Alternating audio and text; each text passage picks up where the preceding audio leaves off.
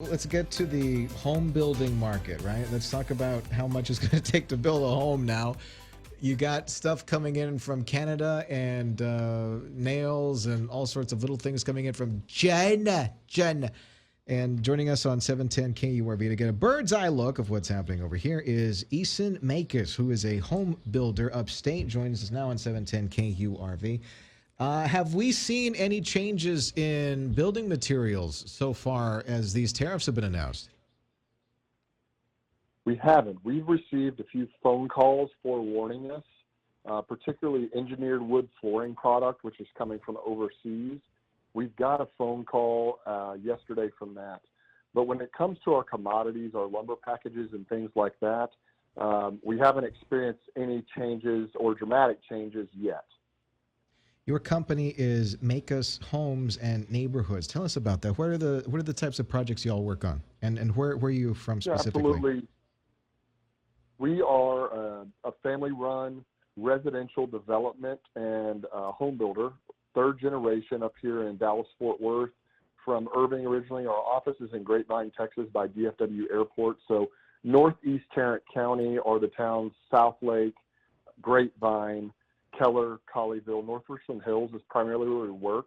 That is kind of its own little bubble economy in a way. It's a very desirable place to live.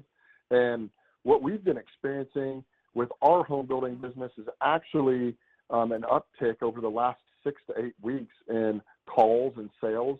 I will tell you we've had an abnormal amount of people reaching out looking to purchase houses with cash that they've saved. That's typically the empty nester or later in life client.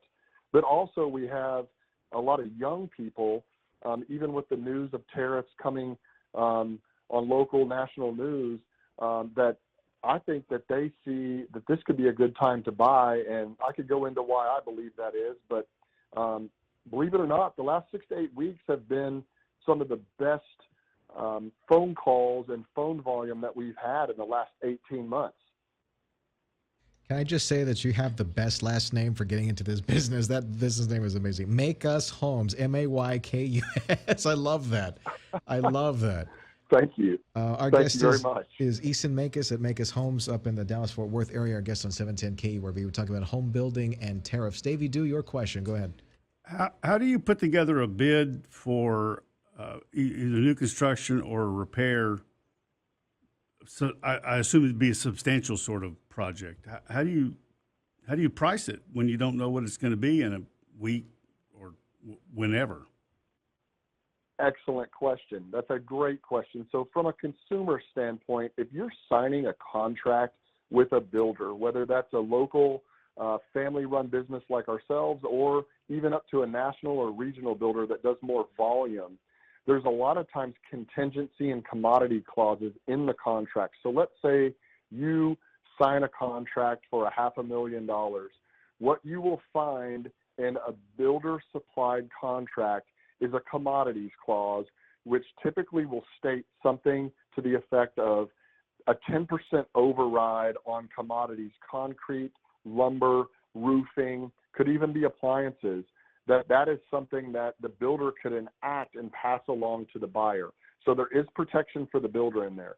I will tell you, we have never done that. Even during the supply chain crisis during COVID, we did not implement those commodity clauses and elected to eat that, even if it was approaching that 10% or over, mainly because we run our business off of referrals and generational people. I do know builders that have enacted that, and it does create conflict.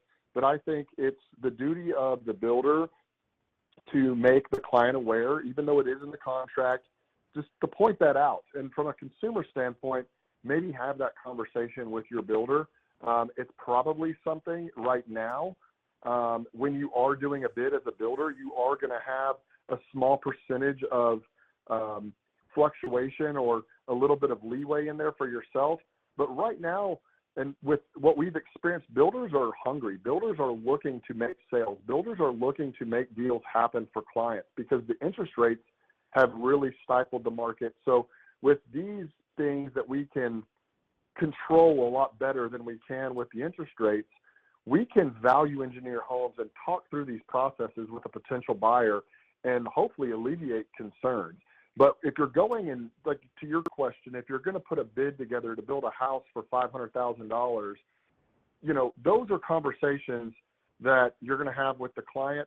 And it's also something that there's ways to offset throughout that bid and say, look, your light fixture package, if we take a little from it, or your landscaping package or your hardware package, there's ways to offset some of the costs that may be anticipated with your raw lumber costs that are going into the construction. What do you think is what's going to be the thing, the thing that's going to go up the most, or you're concerned it's going to go up the most? I do think it's going to be lumber. The call that we got was referring to engineered hardwood floors. So that is wood floors that you typically see, especially in Texas, where we have high humidity. Engineered is wood plank that is laminated to a piece of plywood underneath. Okay. So it's a multi-step process. So that is stuff that is coming from overseas, outside of the United States typically. And so that is a product that we've already been told that it's going to be 20% higher than what we typically pay. That is a luxury product. That is something that is not needed to build a house or finish a house. And then the builder can also use other types of flooring options for a client.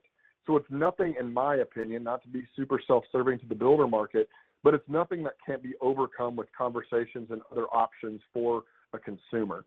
But I do think lumber is going to be something in the short term that we're going to see go up. But I will also say this, and this is honest to God truth.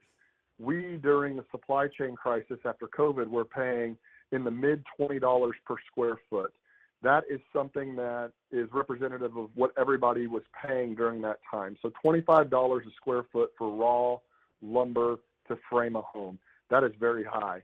Our recent numbers that we're building houses off of is down $10 a square foot to 15%. Wow. So let's say it even goes up to $20 a foot. We're still paying less than we were 18 months to 24 months ago, and interest rates are trending downward. So it is a good time to be out home shopping. Even if it's not something that you're ready to do right now, it is a good time for a consumer to potentially get aggressive and maybe negotiate a little bit if they're looking to build a new home. That's exactly what I was going to ask you right now. Are we sitting on the fence, or should we pull the trigger on it now? But it sounds like pulling the trigger on it now is the thing to do. I believe so. We are certainly willing to negotiate and willing to make deals happen, willing to keep our workers busy, our trades busy, our office staff busy. I'm just one guy in Grapevine, Texas, but I will tell you it's probably very representative to the active builders in this market.